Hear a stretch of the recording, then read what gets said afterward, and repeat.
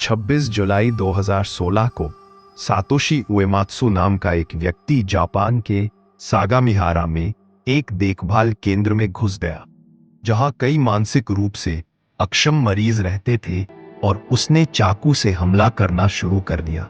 26 वर्षीय युवक ने सुबह लगभग 2:30 बजे अपना क्रूर हमला शुरू किया, जब वह चाकुओं से भरा एक बैग लेकर आया और केंद्र में प्रवेश करने के लिए एक खिड़की तोड़ दी। फिर वह एक एक करके कमरों में गया, जहां उसने दर्जनों असहाय मरीजों को चाकू मारा और उनके गले रेत दी। 40 मिनट के भीतर 19 लोगों की मौत हो गई और 26 अन्य घायल हो गए। उएमात्सु फिर अपनी कार में वापस गया और वहां से चला गया, और लगभग 2 घंटे बाद उसने पुलिस के सामने आत्मसमर्पण कर दिया। जल्द ही यह पता चला कि सातोशी उएमात्सु कुछ महीने पहले ही उस केंद्र में एक पूर्व कर्मचारी था, लेकिन जब उसने यह भावना व्यक्त की कि मानसिक रूप से अक्षम लोगों को इच्छा मृत्यु दे दी जानी चाहिए, तो उसे निकाल दिया गया था। पुलिस ने उसके नियोक्ताओं को अपनी चिंताओं के बारे में सूचित किया जब उएमात्सु जापान की संसद के एक सदस्य के घर के बाहर 2 घंटे तक बैठा रहा, ताकि वह एक पत्र ले सके।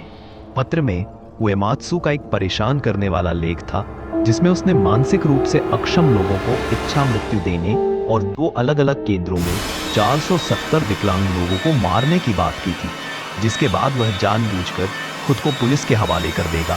उएमात्सु से पत्र के बारे में पूछताछ की गई और उसने जोर देकर कहा कि उसका सिद्धांत सही है, इसलिए उसे देखभाल केंद्र से निकाल दिया गया और अधिकारियों द्वारा एक मनोरोग अस्पताल में भर्ती कराया गया। अस्पताल में डॉक्टरों ने उएमात्सु में ऐसी मानसिक स्थितियों का निदान किया जो उसके आसपास के दूसरों के लिए हानिकारक हो सकती थी, लेकिन 9 दिनों के भीतर उन्होंने यह निष्कर्ष निकाला कि उएमात्सु अब कोई खतरा नहीं है और उसे रिहा कर दिया। उसकी रिहाई के बाद उसे उसके घर वापस भेज दिया गया, जो उस देखभाल केंद्र के पास स्थित था जहां हत्याएं हुई थी।